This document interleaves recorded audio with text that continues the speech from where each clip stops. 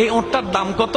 ওই দামাদামি হলো, নবী সে দামে কিনতে রাজি হলেন, কিন্তু নবীর কাছে তখন অর্থ ছিল না। তখন নবীজি ওনাকে বললেন, আপনি আমাকে ওঁটটা দেন, আমি এখন গিয়ে আপনার সেই প্রাপ্যটা পাঠিয়ে দিচ্ছি।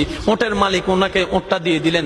আশেপাশে যারা ওঁটের মালিক ছিল সবাই জিজ্ঞেস করতেছে, এই পাগলা, তুমি কি যাকে ওঁট দিয়েছো তাকে চিনো? বলে যে না। নাম জানো?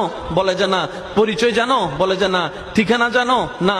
তো তুমি যে ওঁটটা দিয়ে দিলা, উনি যদি ওঁটের টাকাটা না ফাটায় তখন তো তুমি লসের মধ্যে চলে যাবা। সে ওঁটের মালিক বলে, এত সুন্দর নুরানি চেহারাওয়ালা কখনো বাটপার হতে পারে না, কখনো চিটার হতে পারে না, কখনো মিথ্যুক হতে পারে না। ওনার চেহারা দেখেই তো আমি ওঁট বিক্রি করার আগে মনটাই বিক্রি করে দিয়েছি, মনটাই বিক্রি করে দিয়েছি, মনটাই বিক্রি করে দিয়েছি। তোমরা যাই বলো, আমার মন বলে উনি আসবেই আসবে, টাকাটা পাঠাবেই পাঠাবে।